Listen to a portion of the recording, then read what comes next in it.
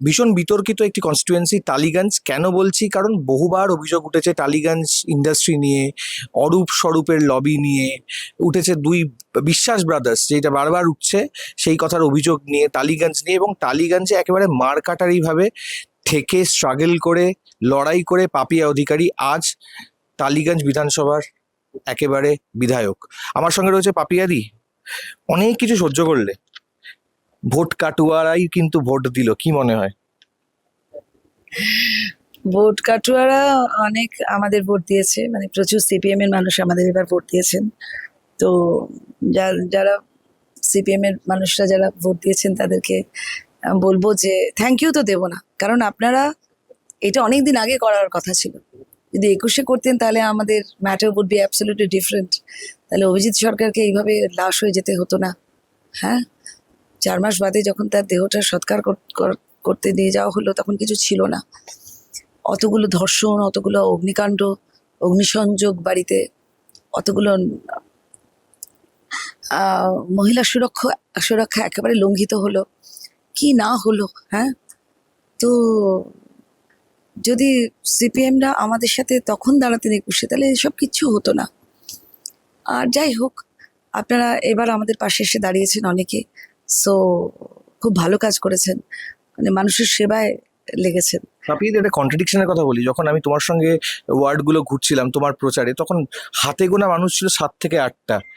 তারা, তুমি বারবার বলছিলে মানুষ কম, এখানকার মানুষ কম, কিন্তু আমার সঙ্গেই যে যারা হাত নাড়ছে তারা আমারই ভোটার, বারবার এই কথা বলেছো তুমি আমাকে। হ্যাঁ, আমি এবং এরকম অনেক কম মানুষ নিয়ে তাই অবিশ্বাস অবিশ্বাস হ্যাঁ, যিনি আমার কন্টেস্টেন্ট হ্যাঁ। ছিলেন, তিনি বলেছিলেন যে হাতে গোনা 10-12 জন নিয়ে ঘুরে বেড়ায়, সে আবার নাকি ভোটে জিতবে। হ্যাঁ হ্যাঁ, আমি হাতে গোনা সত্যি 10-12 জন নিয়ে প্রথমে ঘুরেছিলাম, তারপরে তারা 20 হয়েছে, 25 হয়েছে, 50 হয়েছে।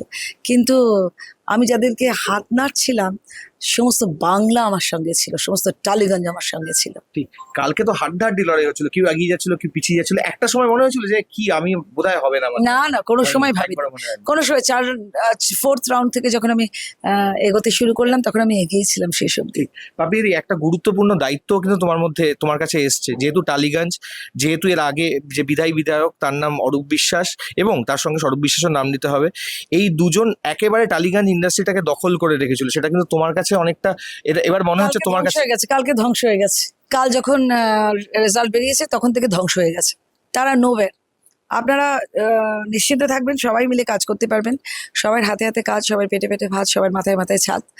আপনারা ভালো থাকবেন, আপনারা আমাদের এই সোনার সংসারে থাকবেন। এই সোনার সংসার যেটি আমরা তৈরি করতে চলেছি আগামী 2-2.5 বছরে আমরা করে ফেলতে পারবো। মানে এভরিথিং নিডস টাইম। তো সেটা যে আমরা তৈরি করতে ফেলতে পারবো, আমাদের প্রচুর ছেলে মেয়ে আজকে কাতারে কাতারে শুধু আর্টিস্ট টেকনিশিয়ানসরা এসেছে। They want to work independently. তারা কাঁদছে রীতিমতো, তাদের এত অপমান করা হয়েছে, মহিলাদের অপমান করা হয়েছে। মহিলাদের ছোট বিশ্বাস বলেছে যে আপনাদের মতো মেয়েরা ডিরেক্টর হবে, থু, এরকম করে বলেছে, থু। সুতরাং মানুষ আপনাদের কত বড় থুতকার দিয়ে দিয়েছে, বুঝতে পেরেছেন? ঠিক, পাপির একটা বিষয় সেটা হচ্ছে যে সবাই এটাও চাইছে যেন তুমি অভিনয়টাও করো, যেরকম করতে হবে। শোনো, আমি আমার বন্ধু বান্ধবদের ছবি করি, হ্যাঁ। বন্ধু বান্ধবদের সাথে কাজ করি, অন্যরা তো আমাকে কাজ দেয় না, কিন্তু বসে তো থাকা যায় না, তাই বন্ধু বান্ধবদের কাজ করি। এবার যারা আমাকে নিয়ে কাজ করতে চাইবেন তাদের সাথে নিশ্চয়ই কাজ করবো। একেবারে শেষ প্রশ্ন, কিছু অভিযোগও উঠছে এই পালা বদলের পর, কিছু কিছু শোনা যাচ্ছে কিছু কিছু টিএমসির পার্টি অফিস সেগুলো ধ্বংস করা, মারধর, এরকম অভিযোগ উঠছে। আমি দেখছিলাম তুমি ফোনে কথা বলছে, তাকে বলছিলেন এইগুলো করা যাবে না। শ্রমিক ভট্টাচার্য নিজেও বলেছেন যে যারা করবে তাদের দল থেকে বার করে দেবো আমরা। একদম একদম একদম এইটা একটা না না, শোনো, এতদিন ধরে এত নিগৃহীত হয়েছে, এত অপমানিত হয়েছে, এত মার খেয়েছে, সেই মানুষগুলো তো দেবতা নয়। শ্রমিকদা যেমন বুঝতে পারছেন, আমিও তেমনি বুঝতে পারছি। তো তারা যদি, তাদের তো পার্টি নেই, তাদের পার্টিরা নেই, তাদের পার্টি অফিসে গিয়ে হাত জোর করে বলেছে যে আপনাদের তো পার্টি নেই, তাহলে আপনারা কি দয়া করে আপনাদের ঘরগুলো আমাদের ব্যবহার করতে দেবেন, এইটাই বলেছে। তো আর সেটা যদি তারা দিয়ে দেয় তা কি ক্ষতি, তাদের তো পার্টি নেই। এরকমও হয়েছে, ওরা তো আগের সরকারের যে পার্টি অফিস তারা সেটা দখল করেছিল। এবার তা নইলে আমাদের নিজেদের পার্টি অফিস তৈরি করতে হবে। তারা যদি না দিতে চায়, কোনো মারধর নেই, কোনো কিছু নেই, আমরা নিজেদের পার্টি অফিস তৈরি করব। শেষ প্রশ্ন, বিজেপি সরকারের যা যা প্রতিশ্রুতি সেইগুলো আগামী 5 বছর মনে হয় যেই মানুষগুলো ঢেলে দেখে নিও, সময় তার রেজাল্ট দিয়ে দেবে, দেখে নিও। পাপিয়া অধিকারীর যে কনফিডেন্সের হাসি সেটা নিয়ে বুঝিয়ে দিলেন যে তিনি টালিগঞ্জটাকে একেবারে পালাবদল যেরকম রাজ্যে হয়েছে, সরকারে হয়েছে, ঠিক সেরকমই টালিগঞ্জ একেবারে বদলে যাবে, সেটা আমূল পরিবর্তন। ক্যামেরায় আমার সঙ্গে রণদীপ আর আমি শুভঙ্কর দাওয়াল।